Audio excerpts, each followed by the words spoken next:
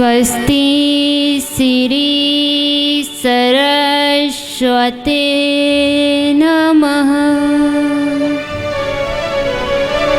स्वस्ति श्री गुरुचरण कमलाभ्यो नमः। गजाननं भूतिगणादिसेवितं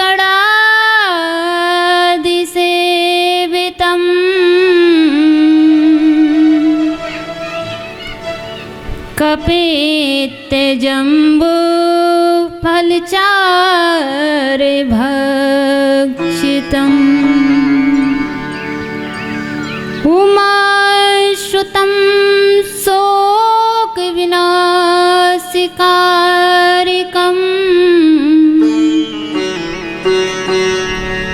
नमामि विघ्नेश्वर पादपङ्कजम्।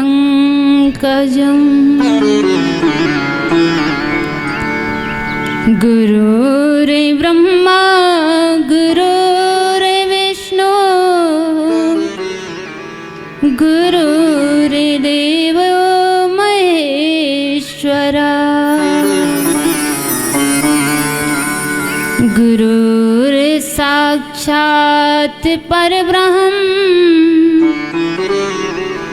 तस्मै श्री गुरवे नमः। सच्चिदानन्दरूपाय विश्वोत्पत्त्यादिहेतवे तापत्रविनाशाय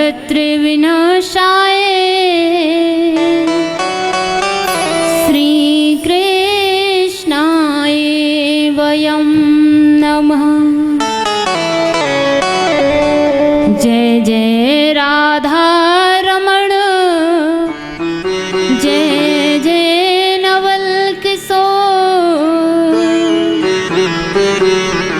जय गोपी चित चोर प्रभु जय जय माखन चोर। अंजनी सुतवंदन करो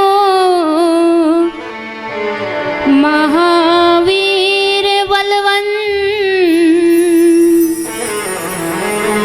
करी साहे रघुवंश की वीर हमेशा रहे संग। वीर हमेशा रहे संग सदा दीनन हितकारी।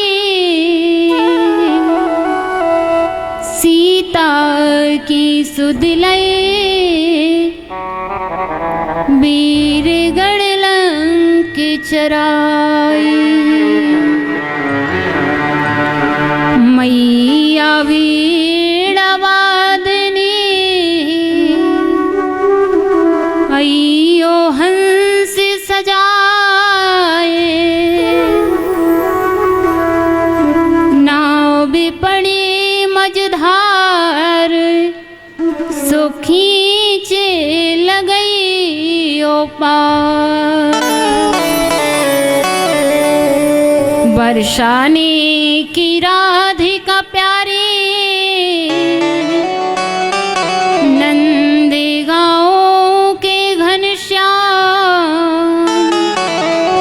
उन दोनों के चरणों में मेरा कोटि कोटि प्रणाम।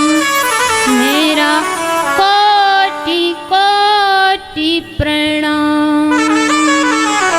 बोली वृंदावन बिहारी लाल की राधा रानी अलबेली सरकार की सद्गुरुदेव भगवान की महामंडलेश्वर संत श्री ज्ञानदास जी महाराज की दादू दयाल भगवान की अवंतिका नगरी भागवत महापुराण की चार भुजानाथ भगवान की समस्त संतों की समस्त भक्तों की अपने अपने माता पिता की जय जय श्री राधे जय जय श्री राधे जय जय श्री राधे। श्याम गावो विश्वस्य मातरा हरि गो श्या राम मैं सब जग जानी करो प्रणाम जोर जुग पानी। सर्वप्रथम सदगुरुदेव भगवान के चरणों में मेरा कोटि कोटि नमन वंदन। मंच पर विराजित महामंडलेश्वर संत श्री ज्ञानदास जी महाराज को मेरा कोटि कोटि नमन वंदन प्रणाम। संगीत के सानिध्य में चल रहे सहयोगी गण भाइयों को राधे श्याम। मूल पाठ पर हमारे छोटे से पंडित जी को राधे श्याम। और दूर दरासी पधारे सभी वृद्धजन माता अनसुईया के पद चिन्हों पर चलने वाली हमारी माताओं बहनों को राधे श्याम। पांडाल की शोभा बढ़ाने वाले छोटे छोटे बाल गोपालों को मेरा राधे श्याम। समस्त भक्तों को राधे श्याम सीताराम। भागवत जी का प्रथम दिन है और बड़े ही सौभाग्य का विषय है कि आपके ग्राम अरंडिया में स्वयं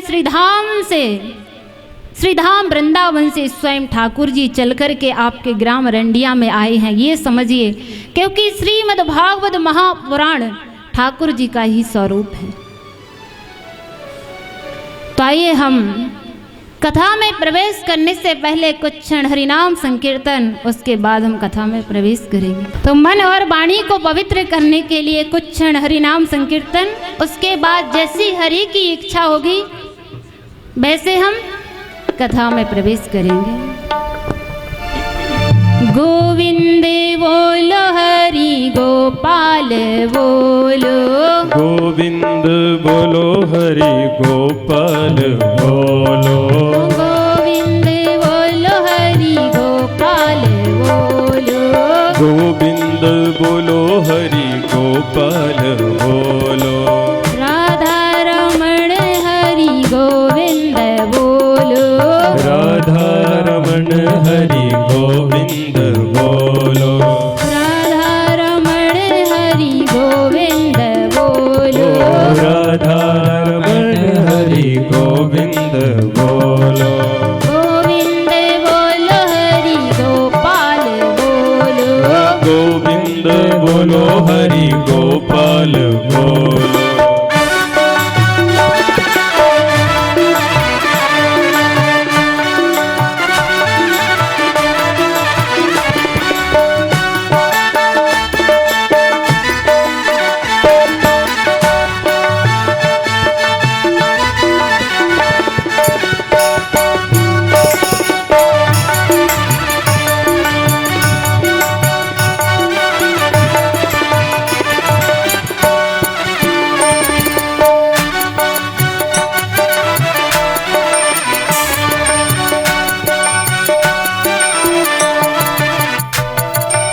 ब्रह्मा की जय जय विष्णु की जय जय ब्रह्मा की जय जय विष्णु की जय जय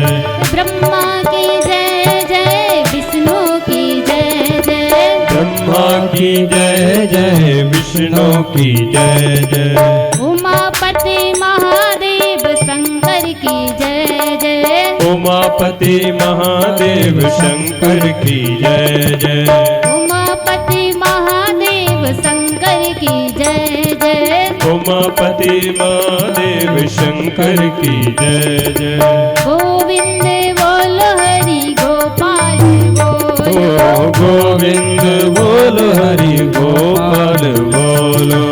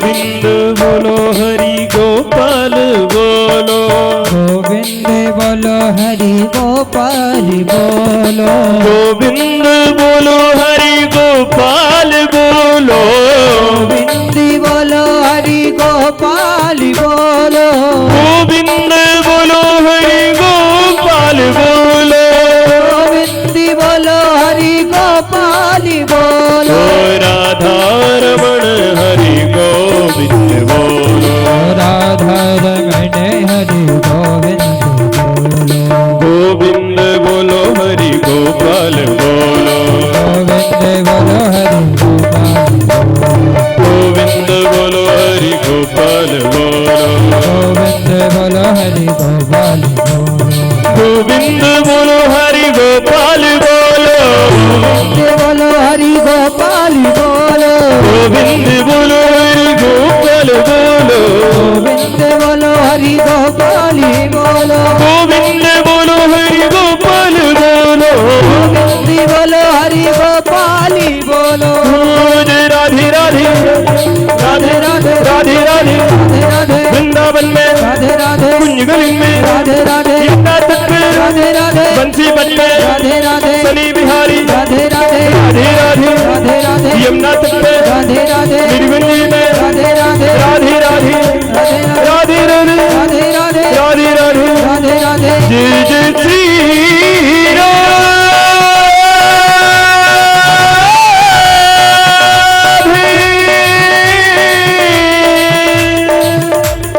जय जय श्री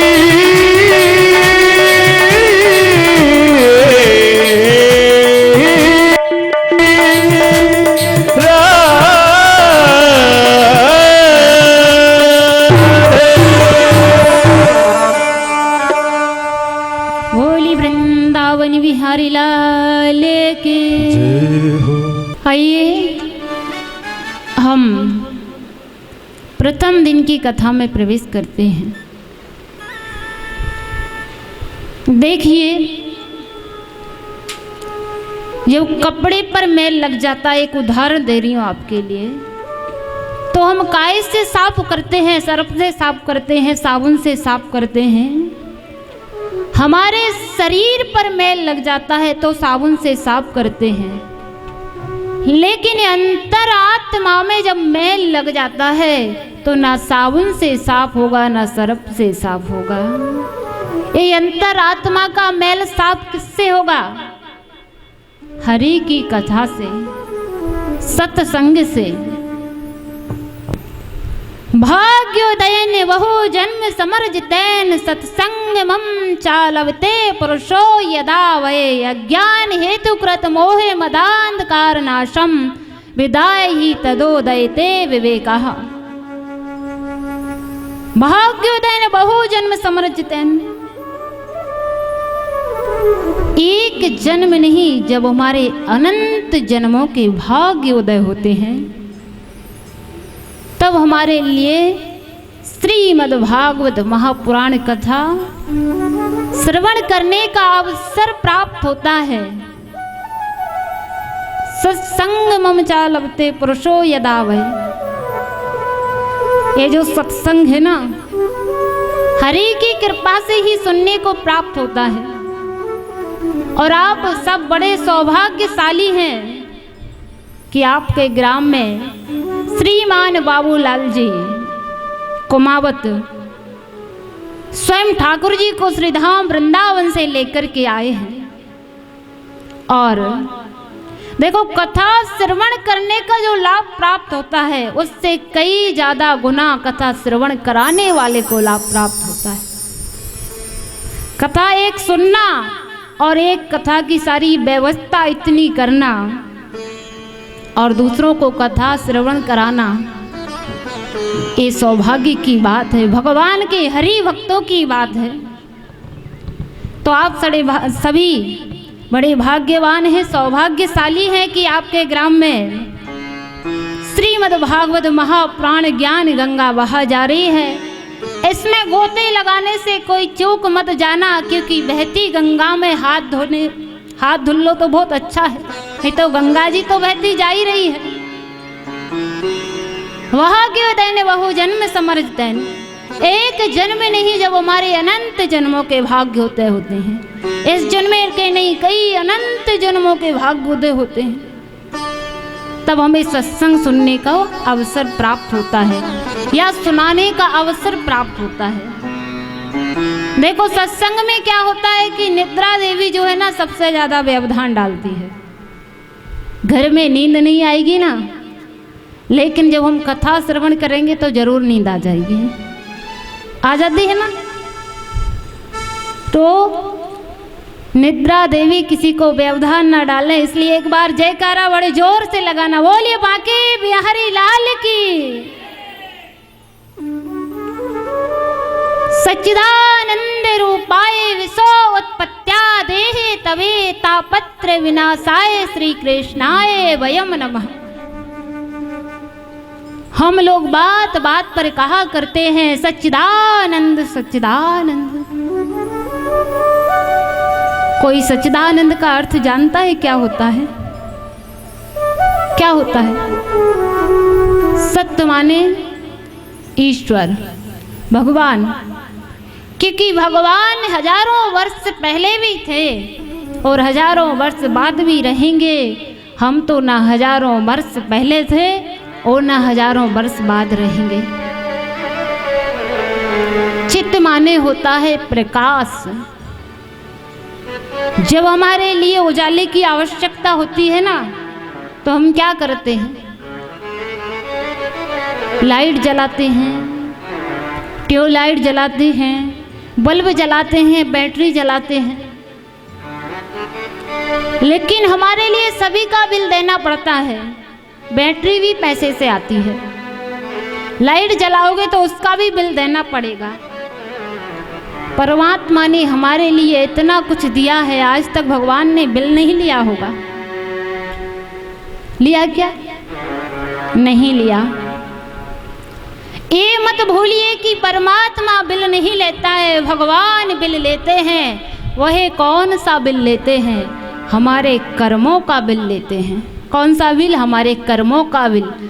जब हमारा इस दुनिया से जाना होगा और वहाँ पर हमारा एक बड़ा सा खाता होगा, हमारे कर्म अच्छे होंगे तो हमारा बिल अच्छा होगा। जब हमारे कर्म ही अच्छे नहीं होंगे तो हमारा बिल कहाँ से अच्छा होगा। इसलिए बहुत सोच समझकर कर्म करना चाहिए। एक एक कदम बड़ा सोच समझ के चलना चाहिए, ताकि परमात्मा के सामने जब हम जाएं तो हमें सर झुकाना नहीं पड़े, सर उठाकर हम खड़े हो सकें। कि हमें इस दुनिया में भगवान ने भेजा है धर्म करने के लिए, भजन करने के लिए, लेकिन हम धर्म भजन ना करके लड़ाई झगड़े में लगे हुए हैं। लगे हैं ना। देखो रोटी एक साथ कमाना बहुत आसान है, पर एक साथ रोटी खाना बहुत बड़ी बात है।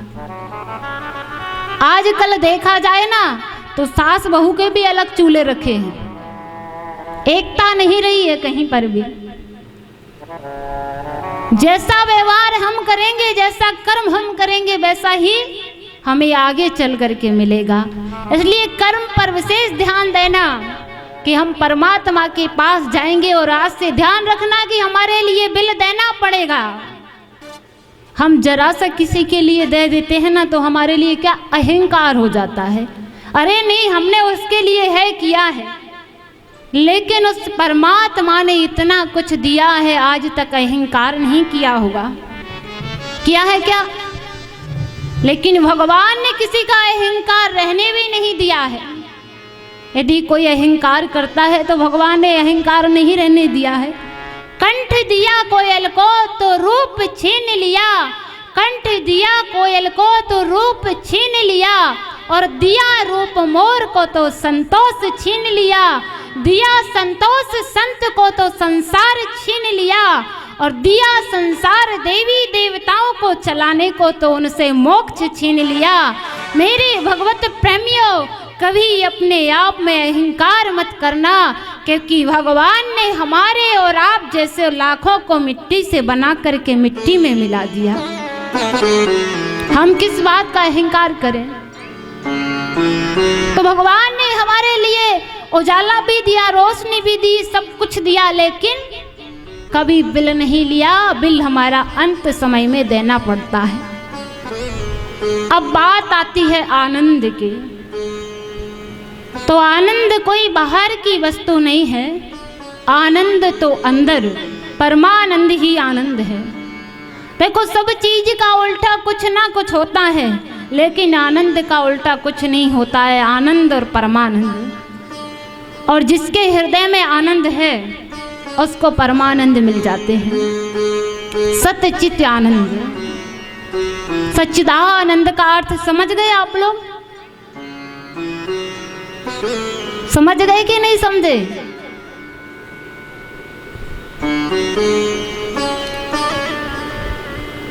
बोले वाके भी हरिलाल की।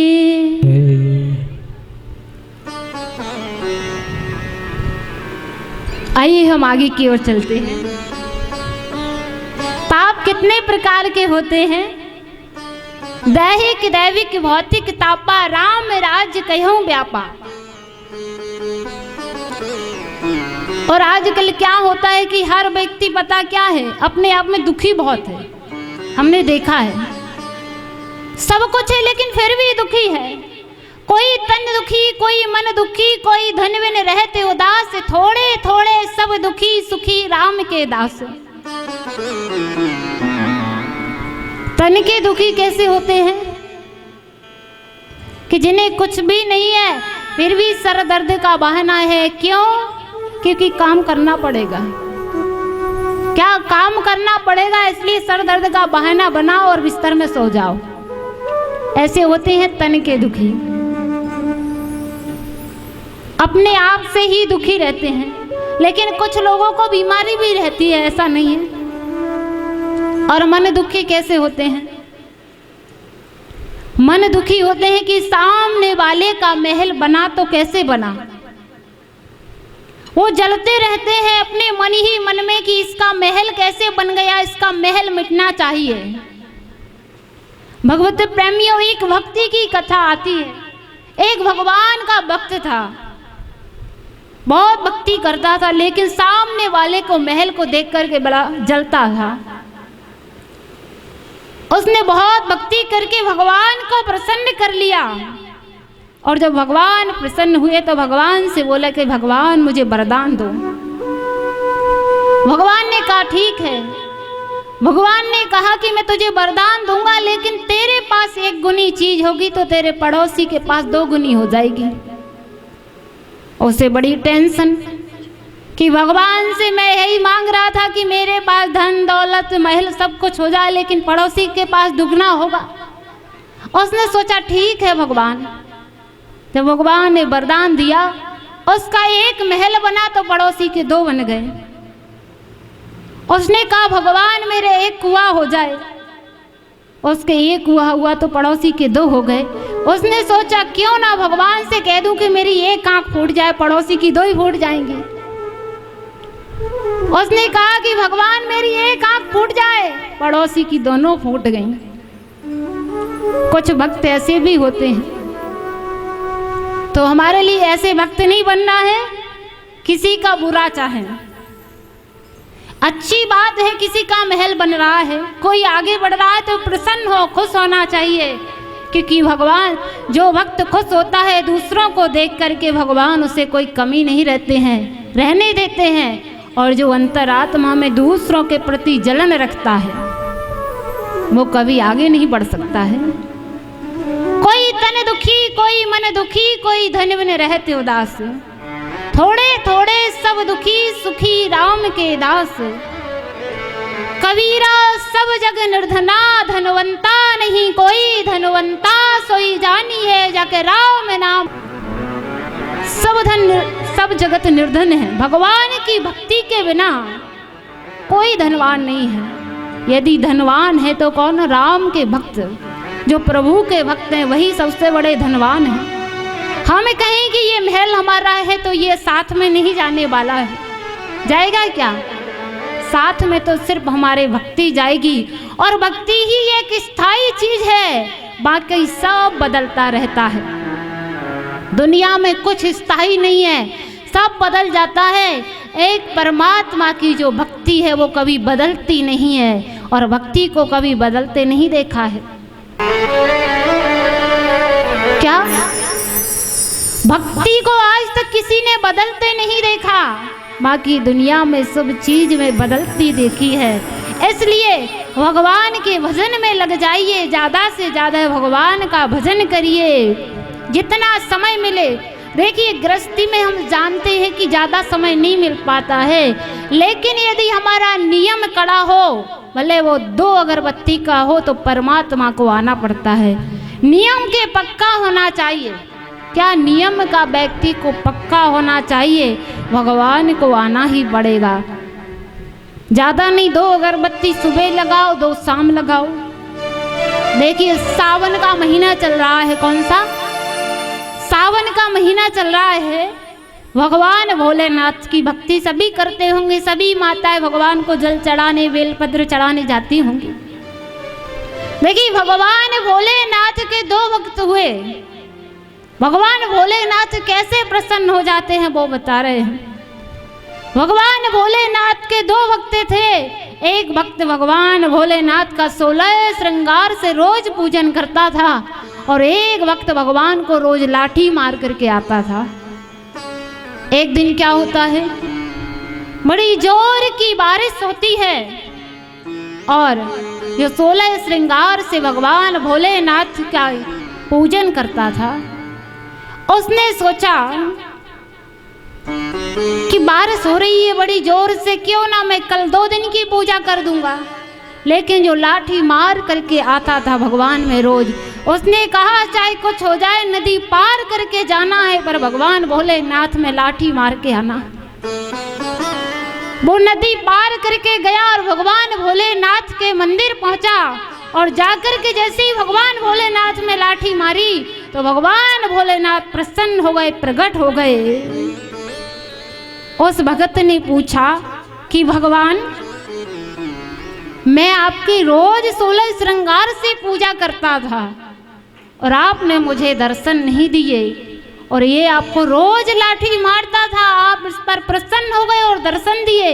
भगवान भोलेनाथ ने कहा कि ये अपने नियम का पक्का है, ऐसी बारिश में नदी पार करके आया, तू नियम का पक्का नहीं है, क्योंकि बारिश देख करके तू घर में बैठ गया। इसलिए नियम हमारा पक्का होना चाहिए। बोलिए भूत भवन भोलेनाथ की।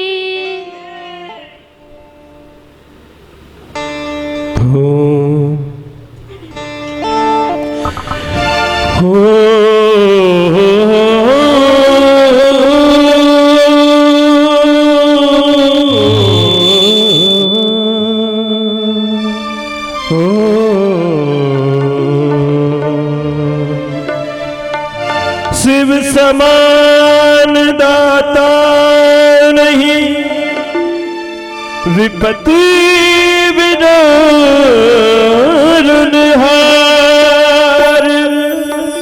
लज्ज मूरी राखियो नंदी की असबार। भोला भंडारी बाबा, भोला भंडारी, भोला भंडारी बाबा, भोला भंडारी, भंडारी बाबा, भोला भंडारी, भोला भंडारी बाबा, भोला भंडारी। तुम सारा कोई दाता, तुम सारा कोई दाता, तू ही जग का सुख दाता, तू ही जग का दाता। तुम सारा कोई दाता, तुम सारा कोई दाता, तू ही जग का सुख दाता, तू ही सब जग विधाता। तूने ही सारे जग की, तूने ही सारे जग की, तूने ही सारी जग की विपदा है तारी। भोला भंडारी बाबा, भोला भंडारी, भोला भंडारी बाबा, भोला भंडारी।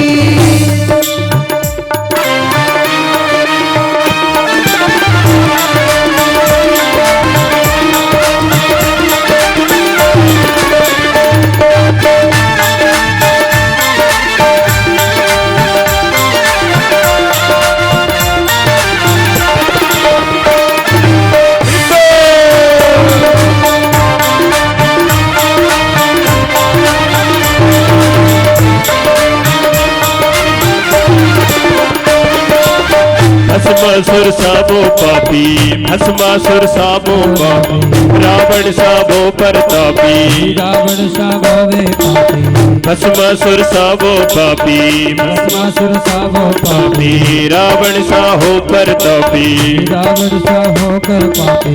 तूने ना अंतर कीधा, तूने अंतर कीधा, जिसने जो मांगा दिया, तूने जो मांगा दिया।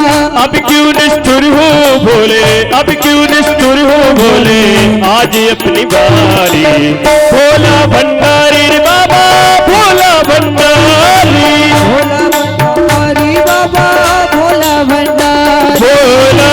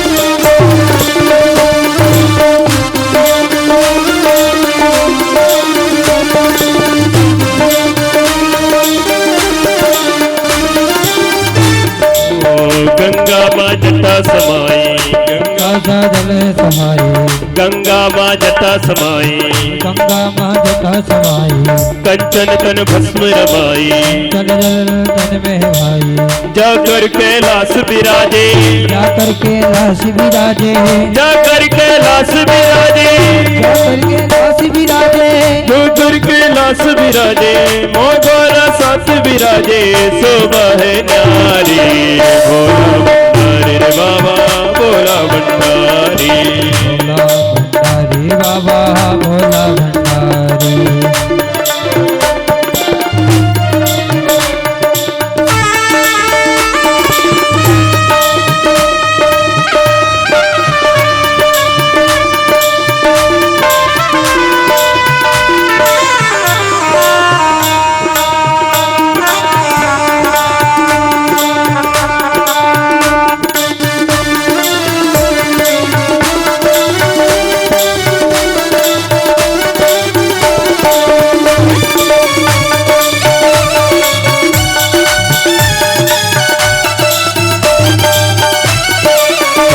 ऐसा डमरू बजाया भोलेनाथ ने, ऐसा डमरू बजाया भोलेनाथ ने, सुखी कैलाश पर्वत मगन हो गया। ऐसा डमरू बजाया भोलेनाथ ने, सारा कैलाश पर्वत मगन हो गया। ऐसा डमरू बजाया भोलेनाथ ने, सुखी कैलाश पर्वत मगन हो गया। ऐसा डमरू बजाया भोलेनाथ ने, सारा कैलाश पर्वत मगन हो गया। सुन के कैलाश पर्वत मगन हो गया, सुन के कैलाश पर्वत मगन हो गया, सुन के कैलाश पर्वत मगन हो गया, सुन के कैलाश पर्वत मगन हो गया। ऐसा डमरू बजाया भोलेनाथ ने, सुन के कैलाश पर्वत मगन हो गया, सुन के कैलाश पर्वत मगन हो गया।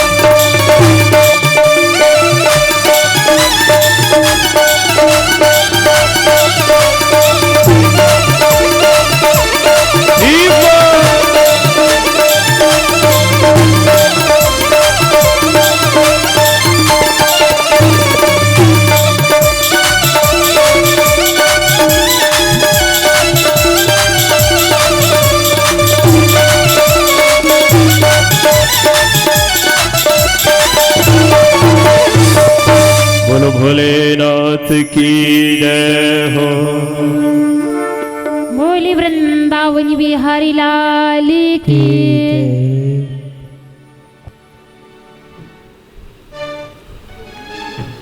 तो हमारे लिए क्या नियम का पक्का बनना है ना। चाहे भगवान भोलेनाथ को लाठी मार के आना, पर नियम के पक्के बनना। ऐसा नहीं कि आज पूजा कर दी तो फिर 4 दिन बाद करेंगे। 2 अगरबत्ती का नियम बना लो, सुबह या शाम, भगवान प्रसन्न जरूर हो जाएंगे। आइए हम चलते हैं सुखदेव जी के प्रसंग की ओर। भागवत जी में वर्णन दिया गया है कि प्रथम दिन की कथा में सुखदेव जी का प्रसंग सूक्ष्म में लेते हुए कल हम आपको विस्तार से सुनाएंगे। धन वृद्धा बल वृद्धा आयु वृद्धस्तेवचा। एक बार क्या होता है कि ये सुखदेव जी भगवान थे, संतों की मंडली में पहुंचे छोटे से सुखदेव भगवान। संतों की मंडली कहां पर थी? जहां से भागवत जी का उद्गम हुआ है, नैमिषारण्य क्षेत्र में 88,000 संत जन वहां पर विराजमान थे। और उन संतों की आयु बड़ी लंबी थी, और संतों की आयु इतनी लंबी कि कई बार तो उनके जीवन में सतयुग, त्रेता, द्वापर, कलयुग कई बार निकल गए। कुछ संतों की आयु इतनी बड़ी कि उनकी बत्ती से कितनी बार निकल करके कितनी बार दोबारा से निकल आई। ऐसी बड़ी बड़ी आयु वाले संत वहां पर विराजमान थे। उन्हीं संतों की मंडली में श्री सुखदेव जी भगवान का आगमन होता है। तो वो संत जन खड़े हो जाते हैं सुखदेव जी को देख करके। सुखदेव जी ने कहा कि आप यह क्या कर रहे हैं? मुझ छोटे से बालक को देख करके आप खड़े हो रहे हैं।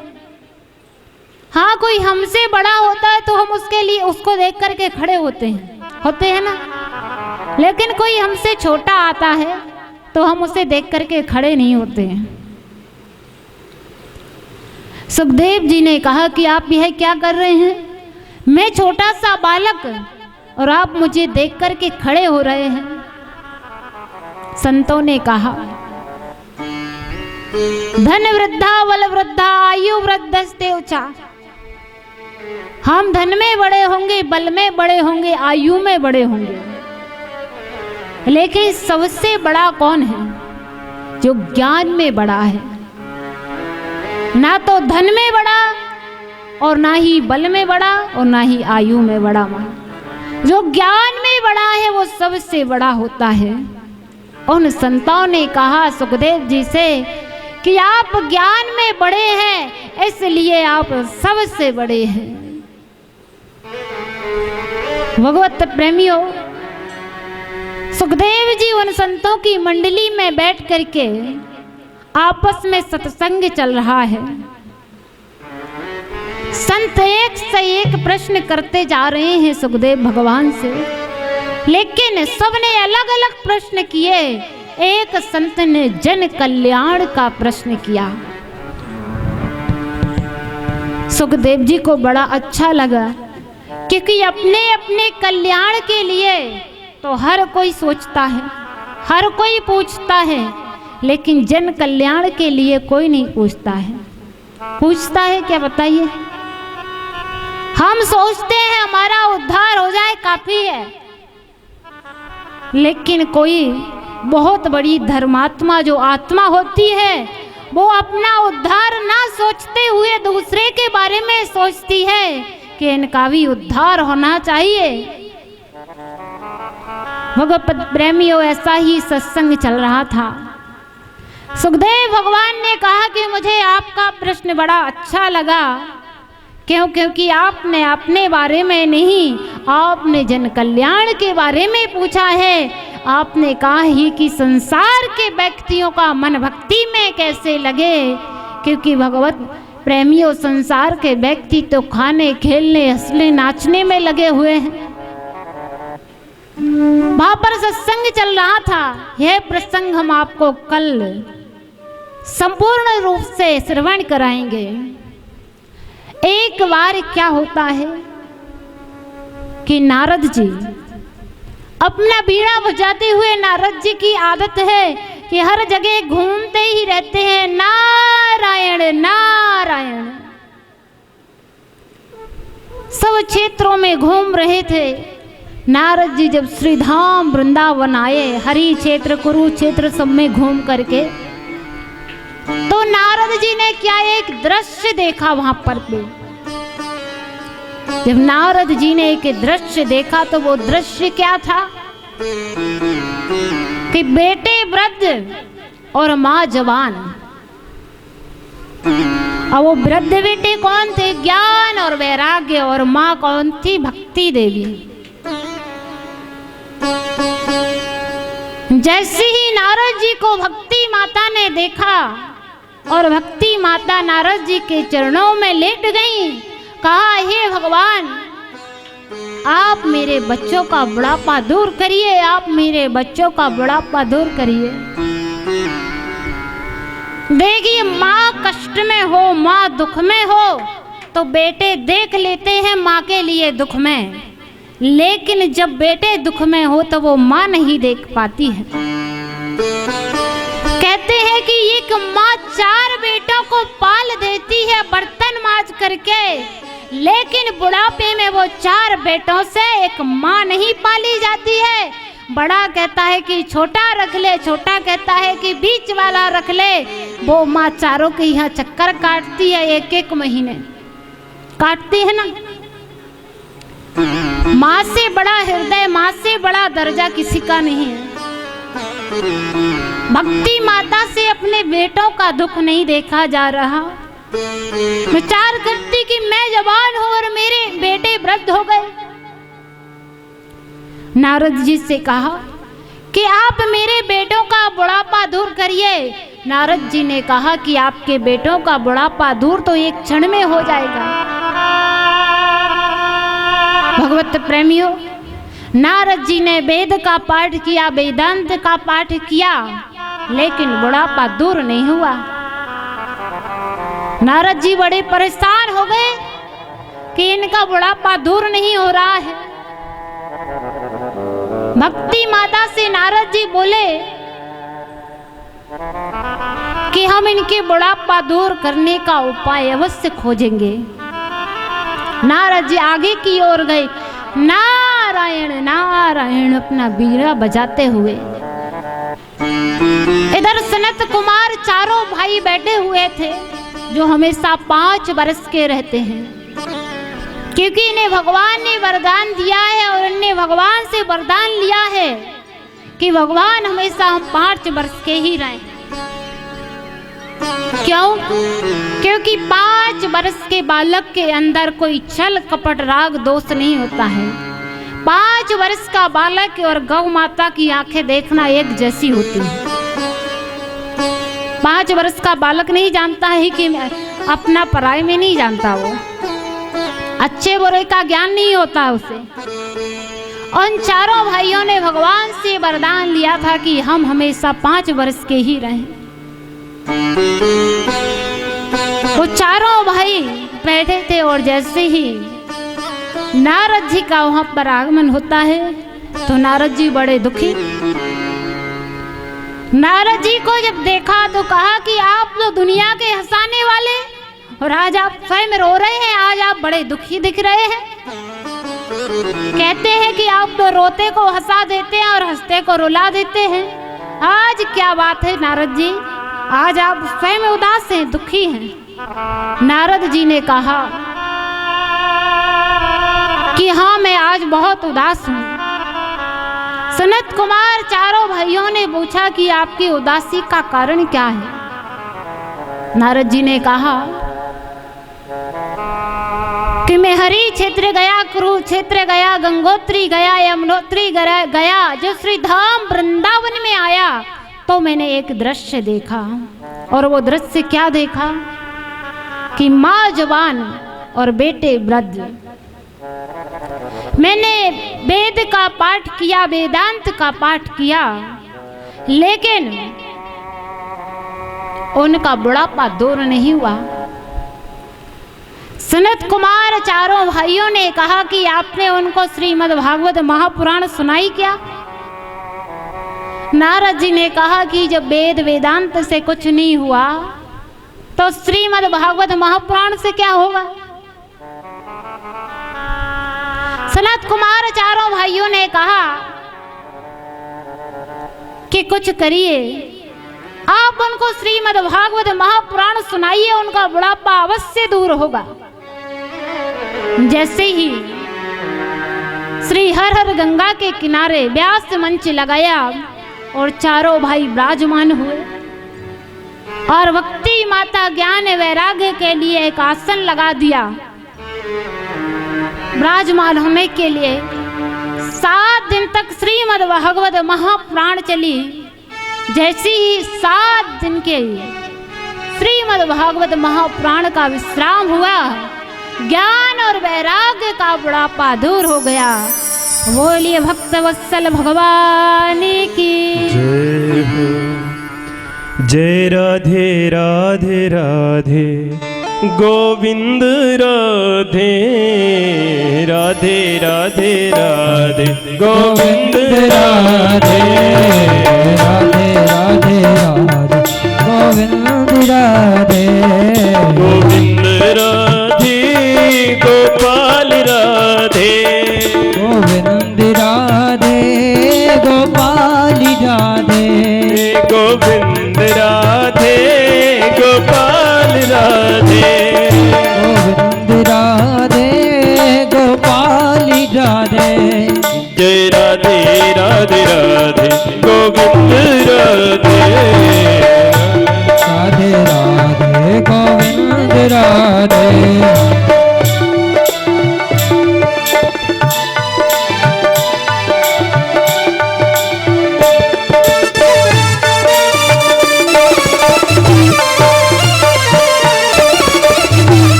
से आँख लड़ी हो गई अतीत उतावली आँखें,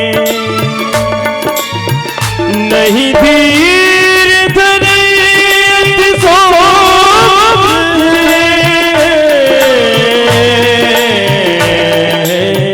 साबर सलोने की कजरारी आँखें, सागर सलोने की कजरारी आँखें। राधे राधे राधे गोविंद राधे।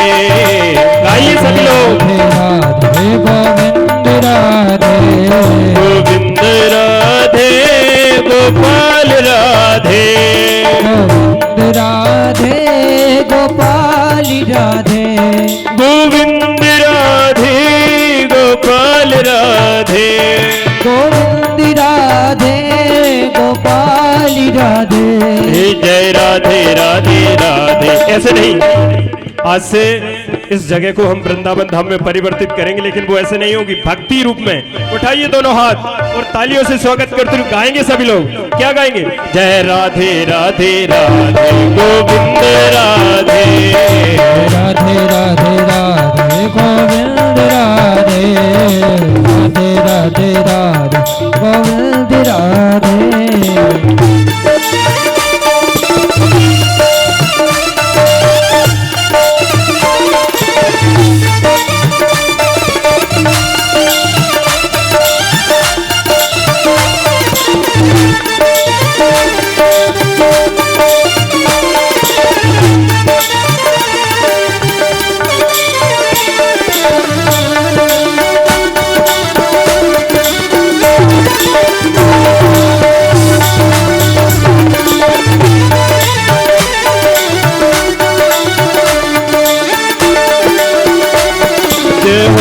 ब्रजराज की बांसुरी की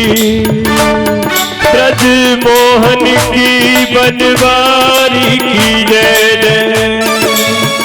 ललिता रंग देवी विशाख की जय। सुकुमारी श्री राधिका प्यारी की जय। सुकुमारी श्री राधिका प्यारी की जय।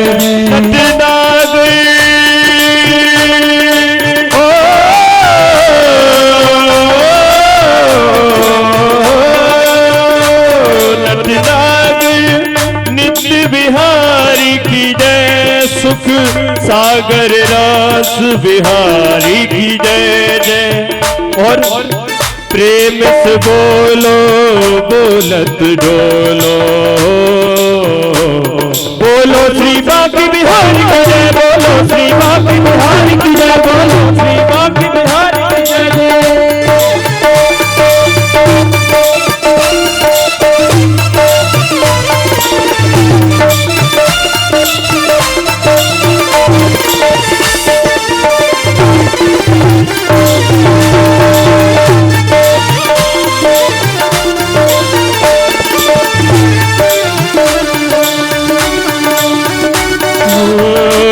वृंदावन में बसा लीजिए मेरी राधे। वृंदावन में बसा लीजिए मेरी राधे। कोई ऐसी सजा दीजिए मेरी राधे। कोई ऐसी सजा दीजिए। उम्र भर बरसा न रहो मेरी राधे। उम्र भर बरसा न रहो मेरी राधे। कोई ऐसी सजा दीजिए मेरी राधे। कोई ऐसी सजा दीजिए। कोई ऐसी सजा दीजिए मेरी राधे। कोई ऐसी सजा दीजिए। बोलो राधा रानी सरकार की जय हो। बोलो वृंदावन बिहारी लाल की।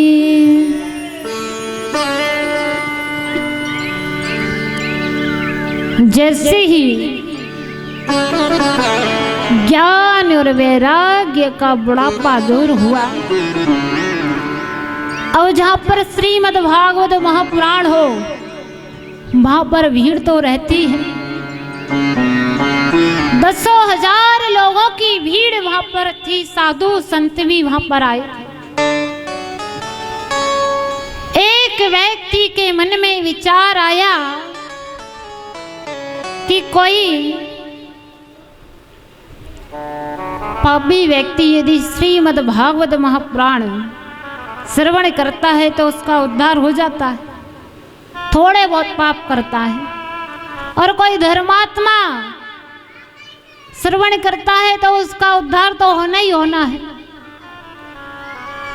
एक व्यक्ति ने कहा कि जिसका जन्म जन्मांतर जिसने पाप किए हैं, क्या श्रीमद् भागवत महापुराण सुनने से उसके पाप दूर हो सकते हैं?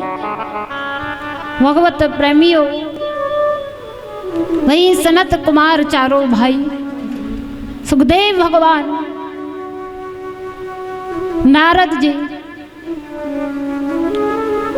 इन्होंने कहा कि जिस व्यक्ति ने अपने जीवन में कभी कोई धर्म नहीं किया हो, पाप ही पाप किए हों और वो मर जाए, उसके मरने के बाद यदि उसके नाम से श्रीमद् भागवत महापुराण करा दी जाए तब भी उसे मोक्ष की प्राप्ति हो जाती है। लोगों ने कहा कि कोई जीते जी भागवत जी सुन ले वो बात अलग है, लेकिन मरने के बाद उसके नाम से भागवत जी करा दी जाए उसका मोक्ष कैसे हो सकता है? इस बात का हमें विश्वास नहीं है। भगवत प्रेमियों,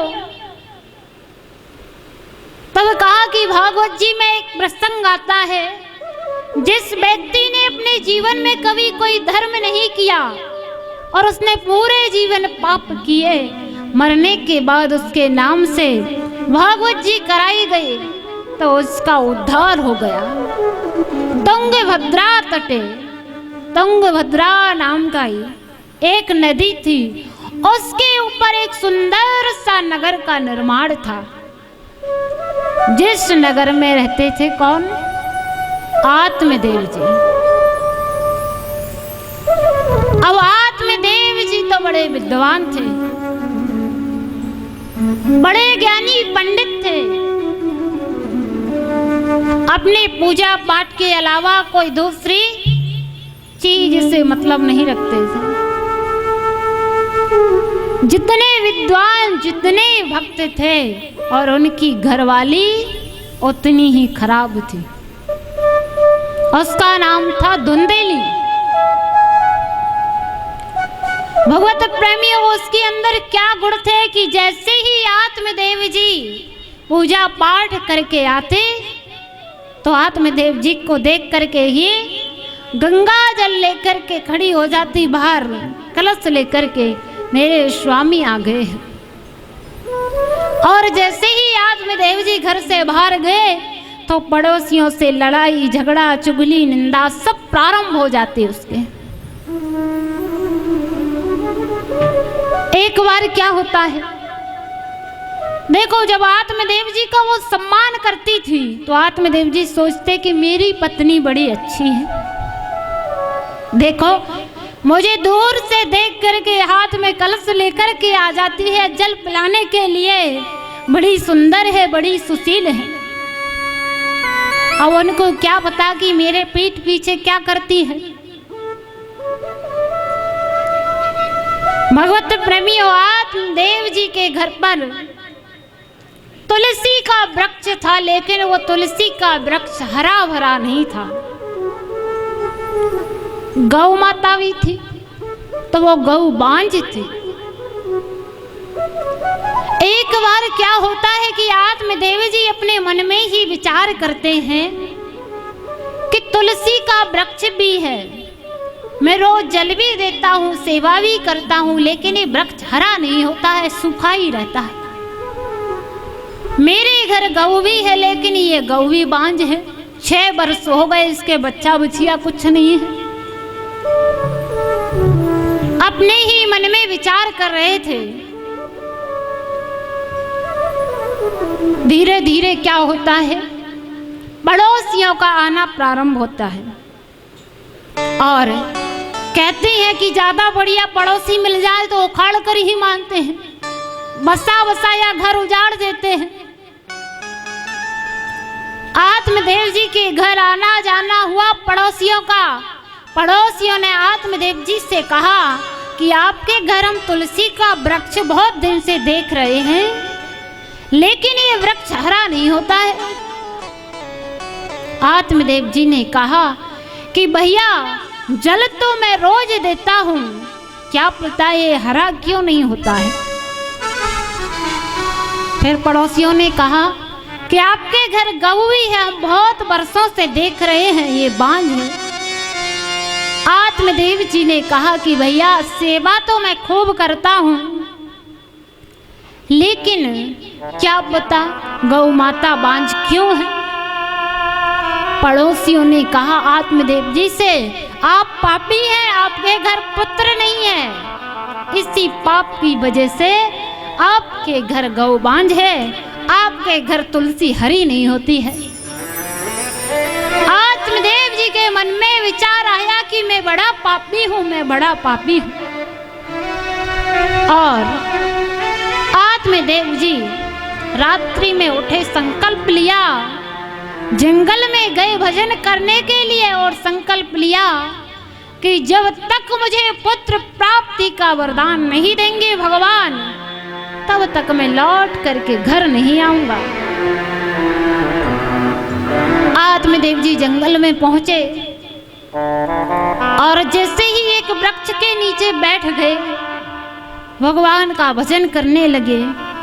कुछ समय व्यतीत हुआ, वहां से एक संत जी का आगमन हुआ और संत जी ने जब आत्मदेव जी के चेहरे को देखा तो संत जी ने सोचा कि ये तो कोई विद्वान ब्राह्मण दिखाई देता है, लेकिन ये दुखी है।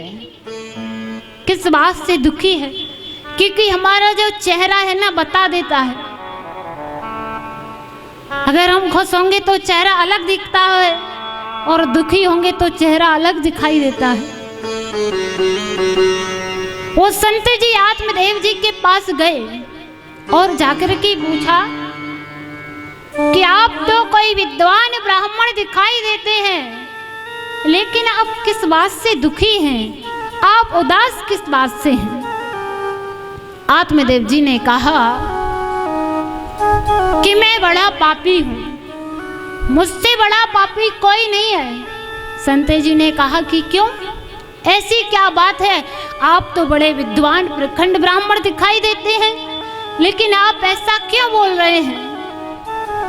आत्मदेव जी ने कहा कि मेरे घर पुत्र नहीं है, इसी पाप की वजह से मेरी गौ भी बांझ है और मेरे घर में तुलसी का बिरवा भी हरा भरा नहीं होता है। संत जी ने कहा कि यदि आपके घर बेटा नहीं है तो ये परमात्मा की कृपा नहीं, अति कृपा है। संत जी ने कहा परमात्मा की कृपा नहीं, अति कृपा समझो, क्योंकि यदि पुत्र को पुत्र निकल जाए ना तो एक जीवन नहीं अनंत जीवन तक रुलाता है। अगर ये पुत्र सुपुत्र हो गया तो ठीक है, नहीं तो आखिरी सांस तक रोना ही रोना है। संत जी ने कहा कि तुम्हारे घर बेटा नहीं है, भगवान की बहुत बड़ी कृपा है, तुम गोविंद को अपना बेटा मान लो, कन्हैया को अपना बेटा बना लो। आत्मदेव जी ने कहा कि इन संतों को जरा सी बात क्या बता दें हम अपने मन की, ये अपना प्रवचन सुनाना प्रारंभ कर देते हैं। आत्मदेव जी ने कहा कि कुछ नहीं, मुझे पुत्र प्राप्ति का वरदान दो। संत जी ने कहा कि मैंने आपकी मस्तिष्क रेखा देख ली है, आपके एक नहीं 7 जन्मों तक पुत्र का सुख नहीं है आपके भाग्य में। आत्मदेव जी ने कहा कि मुझे तो पुत्र प्राप्ति का वरदान चाहिए, आप संत चाहे तो हस्त रेखा मस्तिष्क रेखा सब कुछ बदल सकते हैं, और यदि आपने मुझे पुत्र प्राप्ति का वरदान नहीं दिया तो मैं आपके चरणों में सर फोड़कर मर जाऊंगा। संत जी व्यथा में पड़ गए। संत जी ने कहा कि भाई मैं तुम्हारा दुख दूर करने के लिए आया हूं, तुम्हें मारने के लिए नहीं आया हूं। संतों का हृदय वैसे ही बहुत कोमल होता है। संत जी ने कहा कि मैं तुम्हें मारने को थोड़ी आया हूं, मैं तुम्हारे दुख का कारण पूछने के लिए आया था। आत्मदेव जी ने कहा कि मुझे कुछ नहीं, मुझे पुत्र प्राप्ति का वरदान चाहिए, और यदि आपने मुझे पुत्र प्राप्ति का वरदान नहीं दिया तो मैं आपके चरणों में सर फोड़ करके मर जाऊंगा। जैसे ही इतनी बात सुनी संत जी ने, संत जी भी घबरा गए। संत जी ने कहा ठीक ठीक, मैं आपको पुत्र प्राप्ति का वरदान देता हूं। संत जी ने एक फल दिया और कहा कि ये फल जाकर के अपनी पत्नी को दे देना। आत्मदेव जी वो फल लेकर के आए। संत जी ने कहा कि इस फल को खाने से तुम्हारी पत्नी गर्भवती होगी और पुत्र प्राप्त होगा। जैसे ही आत्मदेव जी ने अपनी पत्नी से कहा कि देवी तुम इस फल को खा लेना और इस फल के खाने से हमें पुत्र की प्राप्ति होगी। अब पत्नी बड़ी चंचल थी, बड़ी चालू थी। सोचा कि अब कौन 9 महीने तक कष्ट सहेगा, और कहीं सुखदेव की तरह 12 वर्ष गर्भ रह गया तो कौन इतना कष्ट झेलेगा। लालन पालन में भी बड़ी तकलीफ होती है, कौन इतने कष्ट उठाएगा, नहीं चाहिए पुत्र। मन में विचार करने लगी कि अब पति से क्या बोलूंगी। मन में विचार किया कि मैं अपनी सहेली के घर जाती हूँ। और जैसे ही वो धुंधली अपनी सहेली के घर गई, अपने पति से कपट किया। और यही छल कपट भगवान को पसंद नहीं है। निर्मल मन जन सो मोहे पावा, मोहे कपट छल छिद्र ना भावा। भगवान को निर्मल मन ही भाता है, छल कपट भगवान को नहीं भाता है। और जो स्त्री अपने पति से छल कपट करती है, समझ लेना परमात्मा से छल कपट कर रही है, क्योंकि पति परमेश्वर होता है। पति से छल कपट करो या परमात्मा से बराबर है। उसने अपने पति को धोखा दिया और जैसे ही सहेली के घर गई और जाकर के सहेली से बोली कि जहाँ खाने वाला है वहाँ खाना नहीं है, जहाँ खाने वाले हैं वहाँ भोजन की व्यवस्था नहीं है, और जहाँ भोजन के ढेर पड़े हैं वहाँ कोई पाने वाला नहीं है। सहेली उसकी बात नहीं समझी। सहेली ने कहा कि बहन मैं आपकी बात नहीं समझी, आप कहना क्या चाह रही हैं। उसने कहा कि देखो तुम्हारे घर 9 बेटे हैं, लेकिन इनको अन्न का दाना नसीब नहीं है, और मेरे घर करोड़ों की संपत्ति है पर कोई खाने वाला नहीं है। सहेली ने कहा ये बात तो आपकी ठीक है। सहेली से बोली कि एक काम करो, मैं आपको बहुत सारा धन दे देती हूँ, और आपकी जो अब की बार 10वीं संतान हो वह मुझे दे देना, किसी को बताना मत। मैं अपने पति से कह दूंगी कि मुझे पुत्र हुआ है, पुत्र हुआ है। सहेली ने कहा ठीक है। और दोनों ने मिलकर के जो फल था वो फल गाय को खिला दिया। संत की परीक्षा लेने के लिए कि फल खाने से पुत्र होता है कि नहीं होता है। अब जैसे ही कुछ समय व्यतीत हुआ, और जब समय व्यतीत होने के बाद सहेली के यहाँ पुत्र हुआ, तो उस पुत्र को लेकर के आई और आत्मदेव जी से कहने लगी कि मुझे पुत्र हुआ है, मुझे पुत्र हुआ है। आत्मदेव जी भोले भाले बड़े प्रसन्न हुए, खूब बधाइयां बांटी, खुश हुए कि हमारे घर पुत्र हुआ है, पुत्र हुआ है। अब कुछ समय बाद उन दोनों ने जो फल गाय को खिलाया था, गौ माता ने भी एक पुत्र को जन्म दिया। 3 महीने बाद अब वो बालक थोड़ा सा बड़ा हुआ। आत्मदेव जी ने कहा कि मेरा नाम आत्मदेव है, तो मेरे बेटे का नाम परमात्मदेव होगा। धुंधली बोली अरे वाह वाह, 9 महीने कष्ट हमने सहा, बालक को जन्म हमने दिया, और नाम आपके नाम से मिलता जुलता रखोगे? नहीं, नाम तो हम हमारे नाम से मिलता हुआ रखेंगे। आत्मदेव जी ने कहा कि देवी मुझे कोई आपत्ति नहीं। धुंधली ने कहा कि मेरा नाम धुंधली है, मेरे बेटे का नाम धुंधकारी होगा। कहते हैं कि यथा नाम तथा गुण, जैसा नाम होगा गुण भी वैसा ही होगा। इसलिए तो कहते हैं कि बच्चों का नाम बड़ा सोच समझ कर रखना। गौ माता ने जिस बालक को जन्म दिया था, उसका संपूर्ण शरीर मनुष्य का था, केवल कान गाय के जैसे थे। अब जैसे ये धुंधकारी थोड़ा बड़ा हुआ तो गिल्ली डंडे से खेलना उसने प्रारंभ किया। भगवत प्रेमियों, धुंधकारी बड़ा उद्दंड निकला, और गौकर्ण महाराज, क्योंकि आत्मदेव जी ने उनका नाम गौकर्ण रखा था, क्योंकि वो गौ से उत्पन्न हुए थे, और गौ हमारी माता है, पूजनीय है। लेकिन आजकल देखा जाए तो गौ माता की बड़ी दुर्दशा है। गौ माता दर दर भटकती फिर रही है, कोई गौ माता की सेवा नहीं करता है। करता है क्या? नहीं करता है। हमारे घर में कुत्ते को बांधने के लिए जगह रहेगी, पर एक गौ माता को बांधने के लिए जगह नहीं है। हम कुत्ते को बिस्किट खिला देंगे, पर एक गौ माता को रोटी नहीं खिला सकते, एक घास का पूरा नहीं खिला सकते। और जब गाय नहीं होगी तो फिर गोपाल कहाँ से होंगे? क्योंकि आजकल के बच्चों को गाय का दूध भी तो नहीं मिलता है जो गऊ जैसे लक्षण रहे। भैंस बकरी का दूध पीते हैं,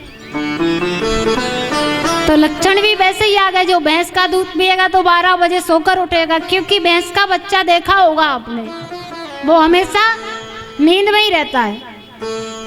जब देखो तब सोता ही रहता है, जागता नहीं है।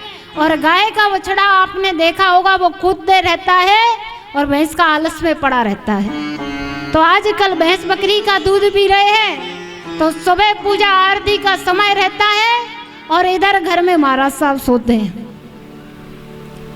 पूजा आरती का कोई पता नहीं है।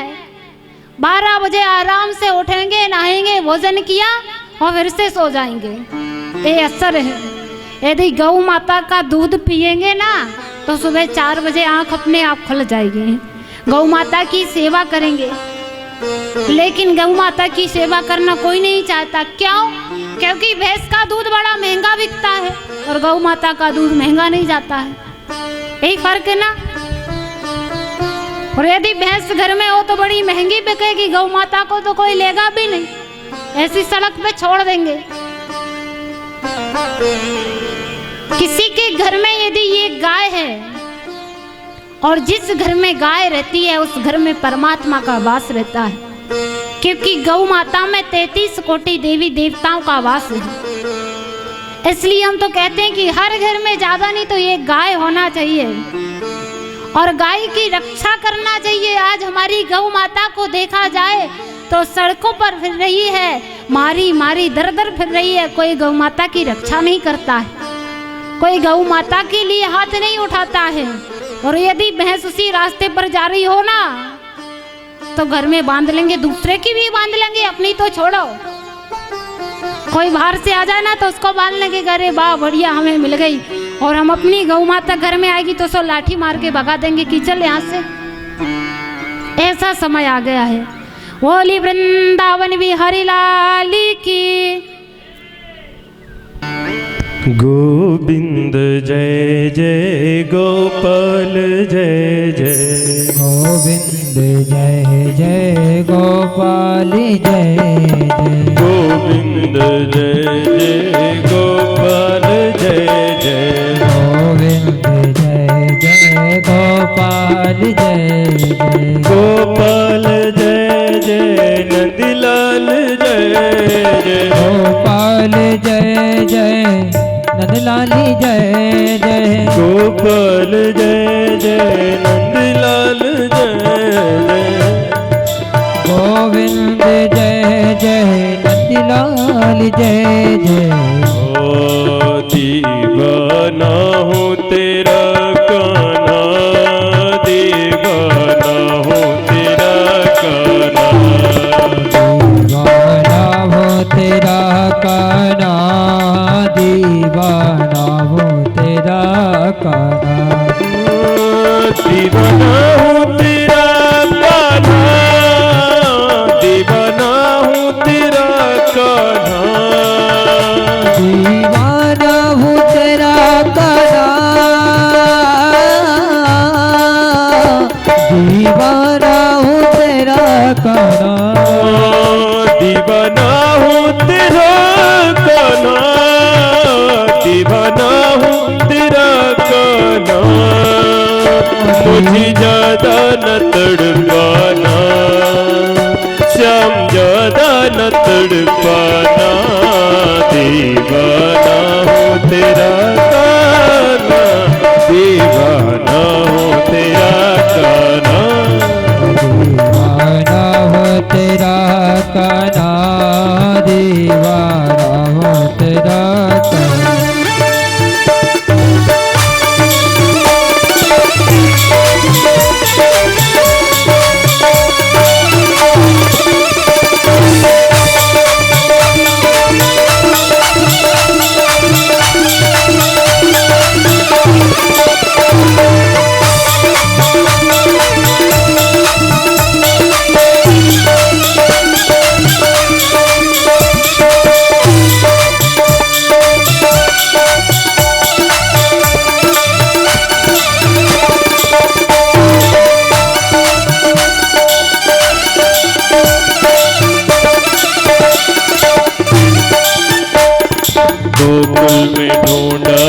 तुझे, वृंदावन में ढूंढा तुझे कान्हा रे। ढूंढा तुझे, वृंदावन में ढूंढा तुझे, ओ गोकुल में ढूंढा तुझे, वृंदावन में ढूंढा तुझे। गोकुल में ढूंढा तुझे, वृंदावन में ढूंढा तुझे। ढूंढ आया मैं बरसाना, ढूंढ आया मैं बरसाना, दीवाना हो तेरा कान्हा, दीवाना हो तेरा कान्हा, दीवाना हो तेरा कान्हा, दीवाना हो तेरा कान्हा। दीवाना हूँ तेरा कान्हा, दीवाना हूँ तेरा कान्हा।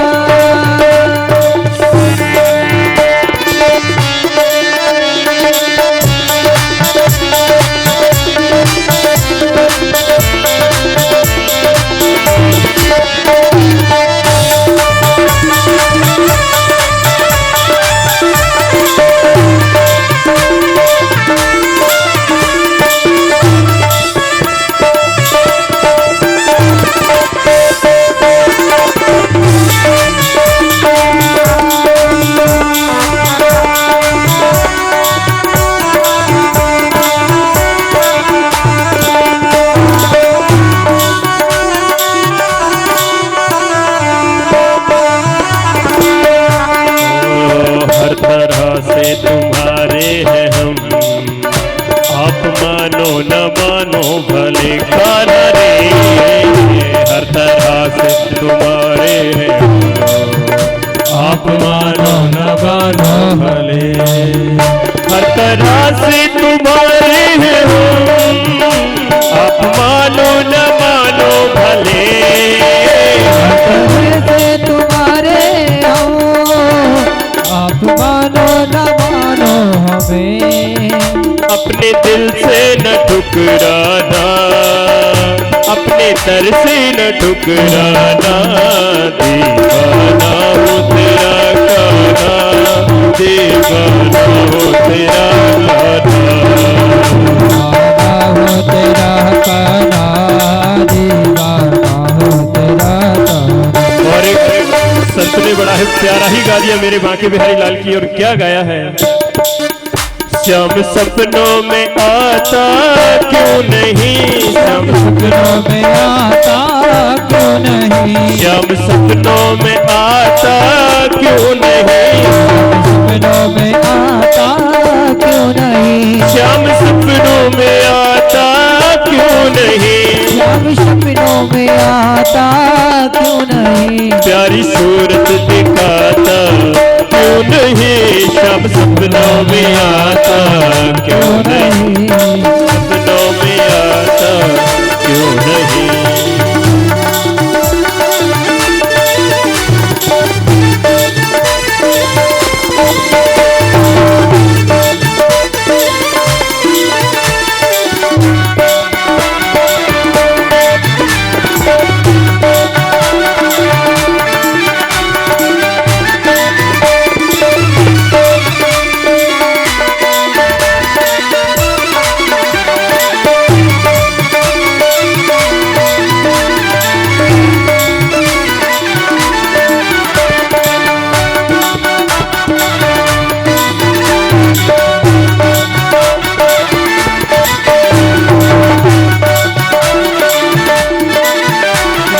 दिल तो दीवाना हो गया, मेरा दिल तो दीवाना हो गया, मेरा दिल तो दीवाना हो गया, तो दीवाना हो गया, मेरा दिल तो दीवाना हो गया, मेरा दिल तो दीवाना हो गया।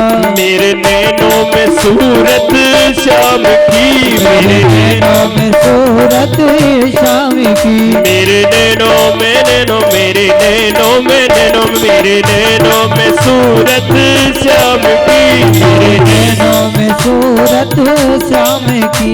और मुझको दीवाना क्यों नहीं श्याम सपनों में आता, क्यों नहीं श्याम सपनों में आता क्यों नहीं। दीवाना हूँ तेरा कान्हा, दीवाना हूँ तेरा कान्हा, दीवाना हूँ तेरा गाना, दीवाना हूँ तेरा गाना। दीवाना हूँ तेरा कान्हा, दीवाना हूँ तेरा कान्हा, हो तेरा गाना, दीवाना हूँ तेरा गाना।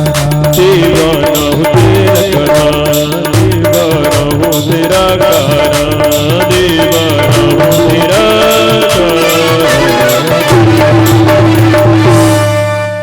बोली वृंदावन बिहारी लाल की। भगवत प्रेमियों, गौकर्ण जी जो महाराज गौ माता से उत्पन्न थे, वो बड़े विद्वान थे। धुंधकारी महाकला, धुंधकारी महाखल निकला महा। क्या हुआ कि धुंधकारी जैसे जैसे बड़ा हुआ तो उसने ताश पत्ते से खेलना प्रारंभ किया। ताश पत्ते से खेलता आत्मदेव जी ने यहीं पर गलती कर दी। सोचते एक ही तो है, सब सुधर जाएगा। और जिस घर में एक बालक हो, माता पिता को वहां ज्यादा ध्यान देना चाहिए। क्यों? क्योंकि लाड़ प्यार में वो बच्चा फिर बिगड़ जाता है। और आत्मदेव जी से यही गलती हो गई, भूल हो गई, अपने बेटे को सुंदर संस्कार नहीं दे पाए। सोचते एक ही तो है, सब इसका ही तो है।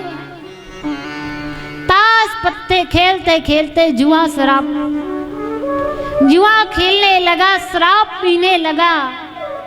धीरे धीरे घर में जितना धन पैसा था सब लुटाने लगा। एक दिन आत्मदेव जी ने देखा और आत्मदेव जी ने कहा कि मेरे स्वर्ग जैसे घर को तूने नरक का अड्डा बना दिया, मेरे मंदिर जैसे घर को तूने नरक कर दिया। जगह जगह शराब की बोतलें पड़ी हैं, जगह जगह मांस के टुकड़े पड़े हैं। तो आत्मदेव जी से बोला कि पिताजी आप चुप रहिए, माँ से धन ले जाता, माँ से पैसा ले जाता, माँ भी दे देती, सोचती है कि तो है। धीरे धीरे क्या होता है कि सोना चांदी जो था वो भी लूटने लगा, वो भी ले जाने लगा। माँ ने सोचा कि इसने तो सब कुछ बर्बाद कर दिया। आत्मदेव जी ने डांटा तो आत्मदेव जी से बोला कि आप चुप रहिए, यदि चुप नहीं रहेंगे तो आपकी खोपड़ी में एक डंडा मार दूंगा। आत्मदेव जी को बड़ा दुख हुआ और कहने लगे कि इस पुत्र से तो मैं बिना ही पुत्र का अच्छा था। ऐसे पुत्र को मैं क्या करूं कि मेरे स्वर्ग जैसे घर को तूने नरक कर दिया बेटा। और पछतावा करने लगे, रोने लगे। जब वो अर्धरात्रि में रो रहे थे बैठ करके, गौकर्ण जी का आगमन होता है। गौकर्ण जी ने कहा कि पिताजी आप क्यों रो रहे हैं? आत्मदेव जी ने कहा कि बेटा, मैंने इस बेटे के लिए एक संत से चरणों में माथा फोड़ा था। संत जी से कहा था कि मुझे पुत्र चाहिए, पुत्र चाहिए। संत जी ने सत्य कहा था कि तुम्हें पुत्र का सुख नहीं, लेकिन इस पुत्र से तो मैं बिना पुत्र का ही अच्छा था। इसने मेरे स्वर्ग जैसे घर को नरक कर दिया है। जगह जगह मांस के टुकड़े बोतलें पड़ी हुई हैं। गौकर्ण जी महाराज ने कहा पिताजी, आप इस घर को अपना मानते हैं क्या? ये घर आपका है? घर की तो बात छोड़ो पिताजी, जब आपका अपना शरीर ही अपना नहीं है तो घर कहाँ से अपना होगा? क्योंकि पैर टूट जाता है, हम इसे नहीं रोक सकते। रोक सकते हैं? नहीं रोक सकते।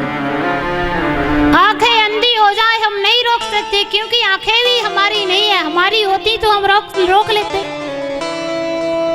कान बहरे हो जाते हम नहीं रोक सकते, क्योंकि कान भी हमारे नहीं। गौकर्ण जी ने कहा कि इस घर को आप अपना मानते हैं, ये घर भी अपना नहीं है। इस घर से इतना प्रेम क्यों? गौकर्ण जी महाराज ने कहा कि मैं ये तो नहीं कहूंगा कि आप जंगल में जाकर के भजन करो, लेकिन घर में शांति नहीं है तो घर में भजन नहीं होगा।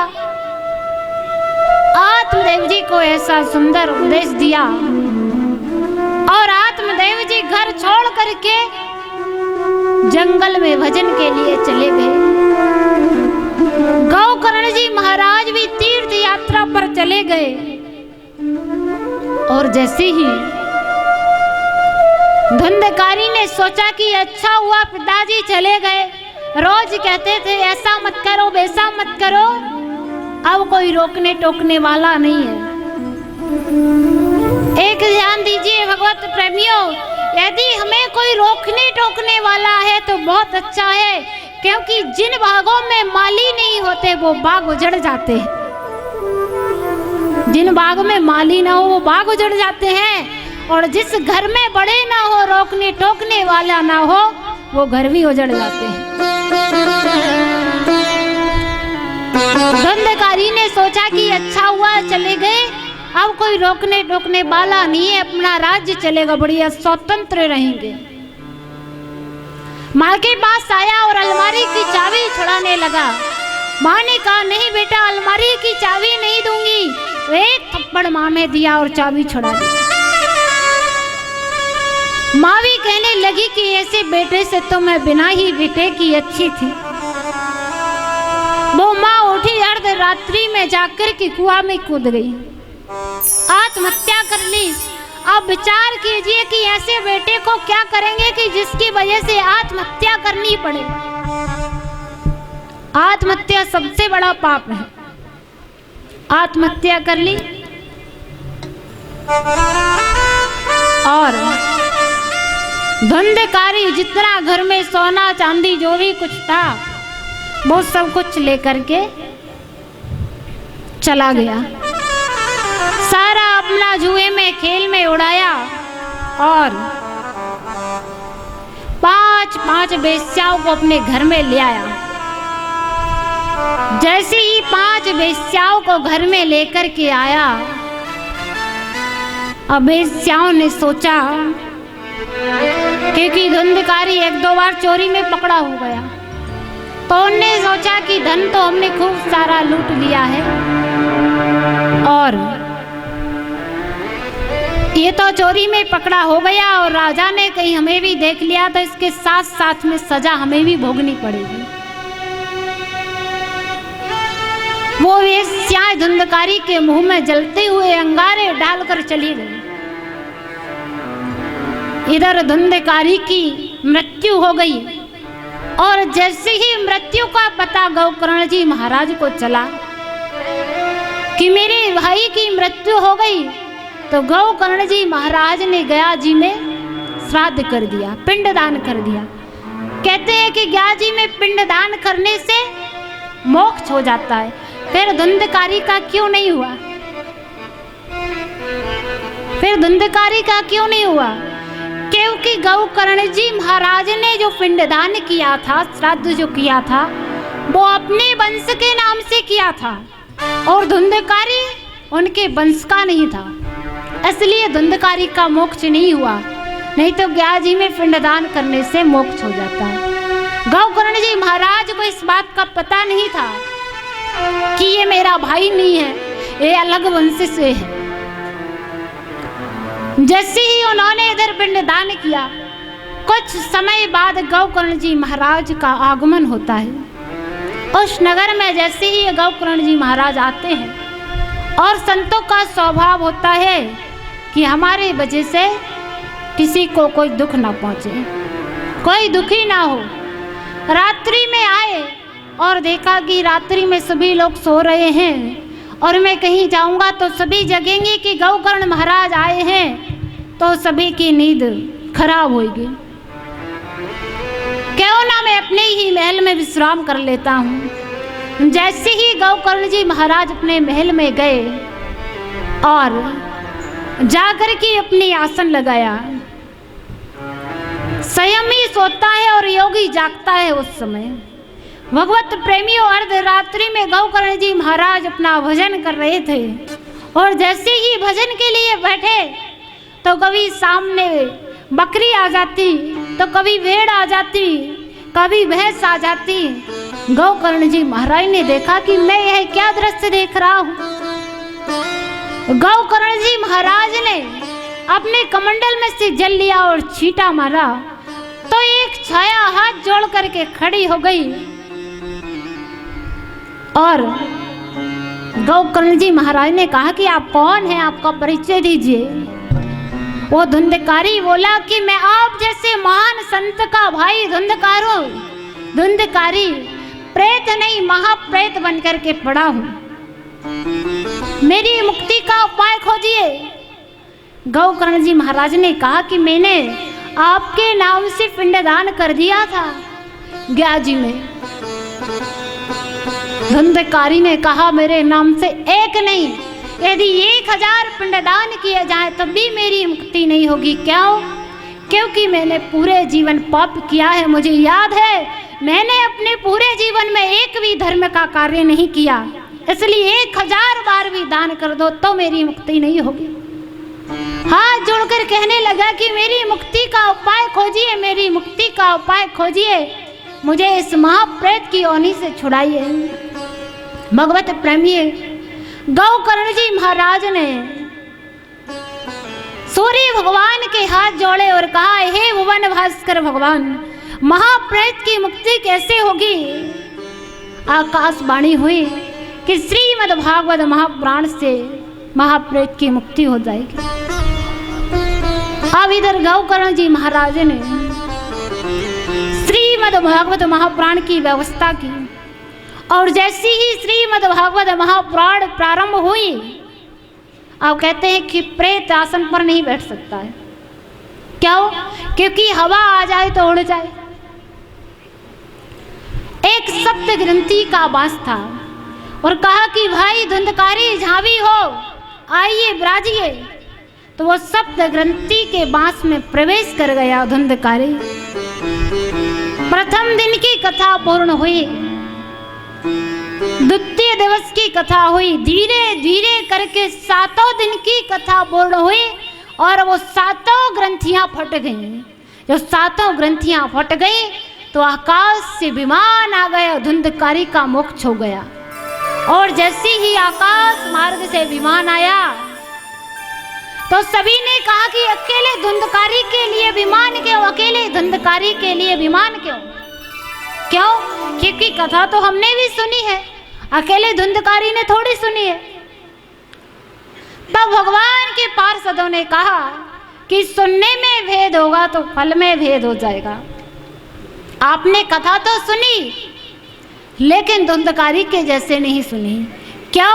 क्योंकि धुंधकारी को महाप्रेत की योनि से छूटना था और उसने एकाग्र मन से कथा सुनी और आपने इस कान से सुनी, आदि इस कान से निकाल दी, इसलिए आपके लिए विमान नहीं आ सकता है। क्योंकि सुनने में भेद हो जाएगा तो फल में भी भेद हो जाएगा। धुंधकारी का यहाँ पर मोक्ष होता है, 2 भजन होंगे उसके बाद आरती होगी। बोले बाके बिहारी लाल की, बोल वृंदावन बिहारी लाल की जय। और कुछ पल की जिंदगानी एक रोज सबको जाना, बरसों की तू क्यों सोचे पल का नहीं ठिकाना। कुछ पल की जिंदगानी एक रोज सबको जाना, बरसों की तू क्यों सोचे पल का नहीं ठिकाना। कुछ पल की जिंदगानी एक रोज जी सबको जाना, बरसों की तू क्यों सोचे, पल का नहीं ठिकाना।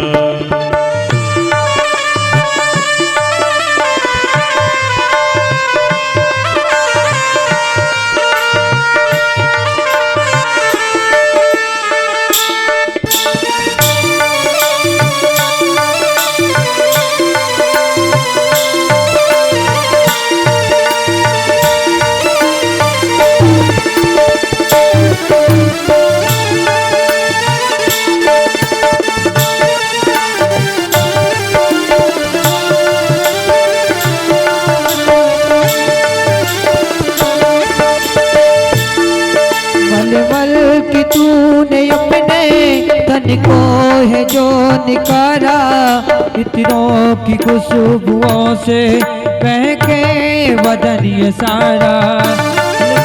कि तूने अपने तन को है जो निकारा, इत्रों की खुशबुओं से बहके बदन ये सारा।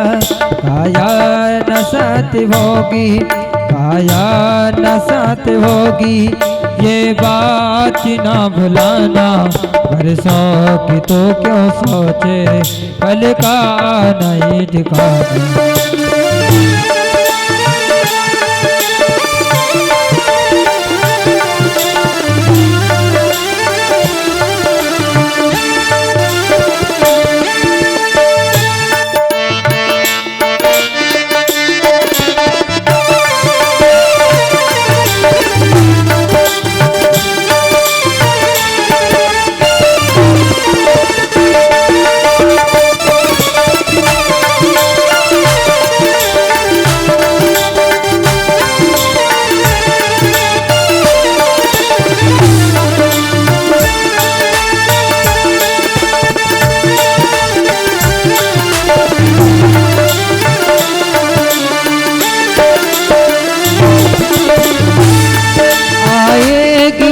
घड़ी जब कोई न साथी होगा, करीमों का तेरा एक हिसाब तेरा होगा।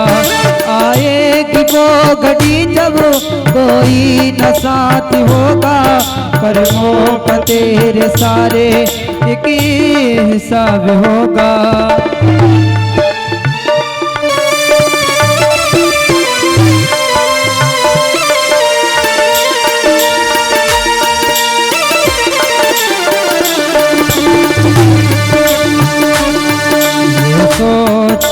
अभी तो ये सोच ले, अभी तो ये बात ना भुलाना, बरसों की तू क्यों सोचे, पल का नहीं।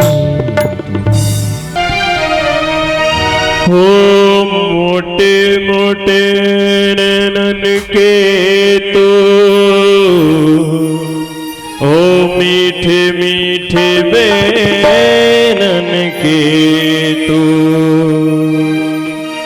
सांवरी सलोनी सूरत के तो,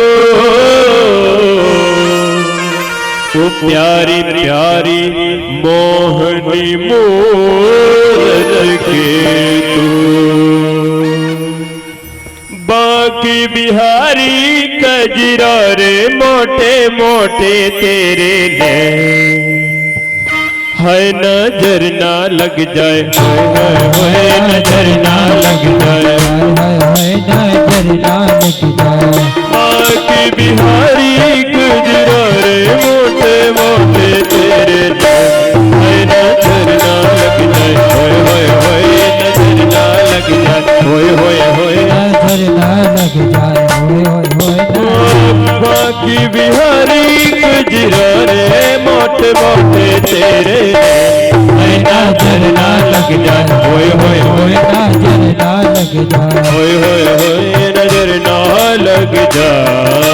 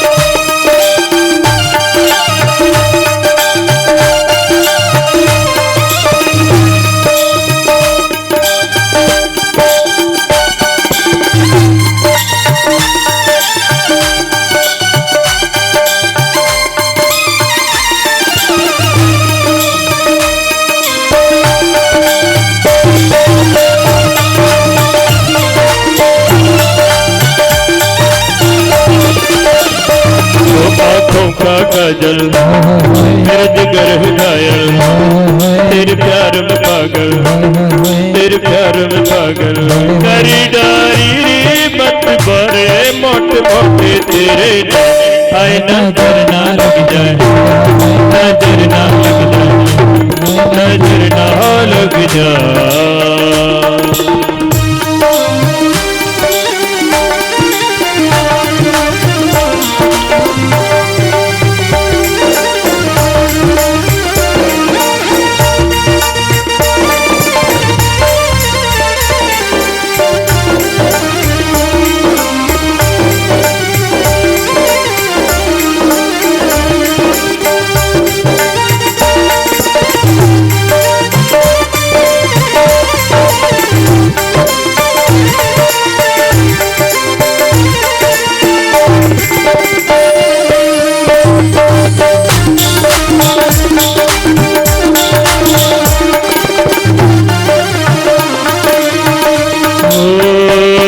तेरे मुकुट की लटकन तेरे मुकुट की लटकन तेरे अदर की मुस्कान तेरे अदर की मुस्कान बेबा की मटकन हो बलिहारी रे कजरा रे मोटे मोटे तेरे है नजर ना लग जाए नजर ना लग जाए नजर ना लग जाए।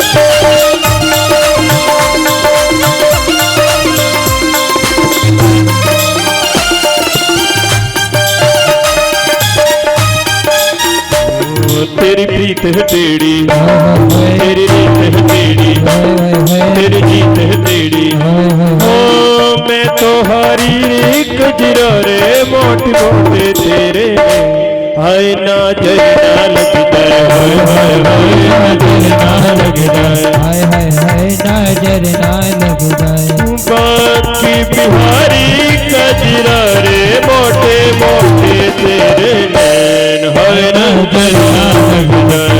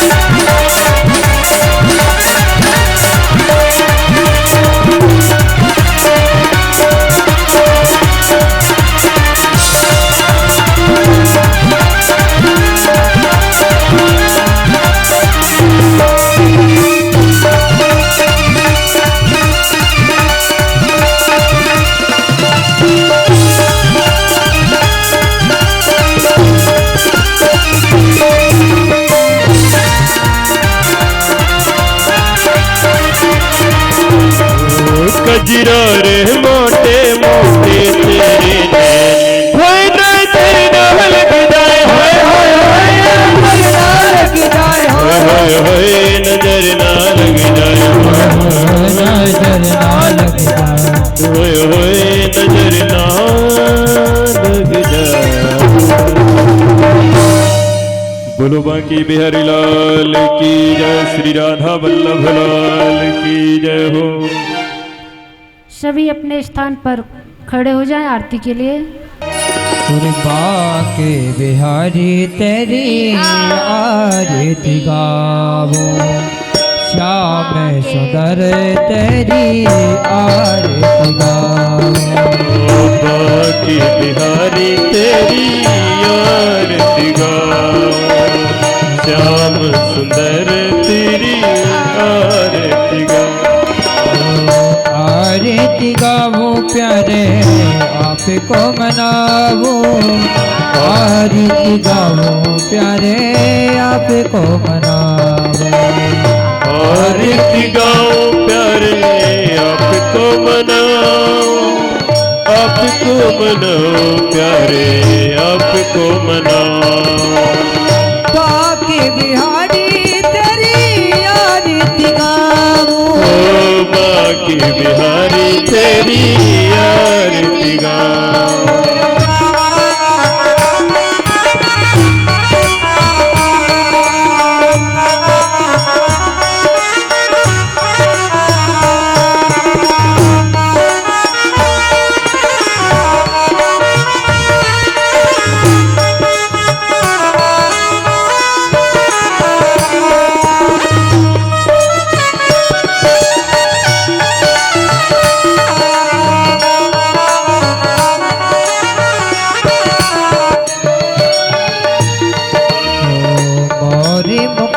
प्रभु शीश पे सोहे, मोर मुकुट प्रभु शीश पे सोहे, प्यारी बंसी मेरो मन मोहे, ओ प्यारी बंसी मेरो मन मोहे। मोर मुकुट प्रभु शीश पे सोहे, प्यारी बंसी मेरो मन मोहे, प्यारी बंसी मेरो मन मोहे। या छवि पे बलिहारी में जाओ, ओ बाकी बिहारी तेरी आरती गाओ, आरती गावो प्यारे आपको मनावो, आरती गाओ प्यारे आपको मनाओ, आपको मनावो प्यारे आपको रिझावो, आपको मनाओ प्यारे आपको रिझाओ।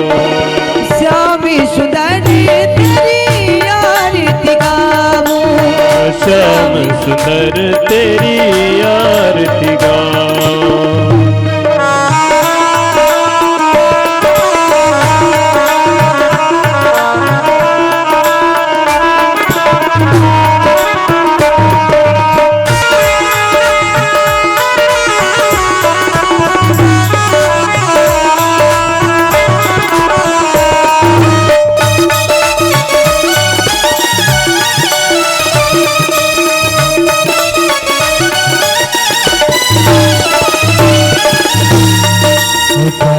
नोसने के लिए है गंगा प्यारी, चरणों से निकली है गंगा प्यारी, चरणों से निकली है गंगा प्यारी, जिसने सारी दुनिया तारी, जिसने सारी दुनिया तारी। उन चरणों में शीश नवाओ, उन चरणों में शीश नवाओ, श्यामी सुंदर तेरी आरती गाओ, श्याम सुंदर तेरी आरती गाओ। श्री हरिदास की प्यारी तुम हो, श्री हरिदास के प्यारे तुम हो, मेरे मोहन जीवन धन हो, मेरे मोहन जीवन धन हो, रास बिहारी तेरी आरती गाओ, बाकी बिहारी तेरी आरती गाओ, व्यासदास की नाथ आप हो, व्यासदास के नाथ आप हो, सुख दुख जीवन प्यारी साथ आप हो, सुख दुख जीवन प्यारे साथी आपे हो। युगल छवि की दर्शन पाऊं, युगल छवि के मैं दर्शन पाऊं। बाकी बिहारी तेरी आरती गाऊं, बाकी बिहारी तेरी आरती गाऊं। कर्पूर गौरम करुणावतारम संसार सारम भुजगेन्द्रहारम सदा वसंतं हृदयानन्दे भवं भवानी सहितं नमामि। त्वमेव माता पिता त्वमेव, त्वमेव वन्दसा सदा त्वमेव, त्वमेव वेद्या द्रविणं त्वमेव, त्वमेव सर्वं मम देव देव, त्वमेव सर्वं मम देव देव, त्वमेव सर्वं मम देव देव।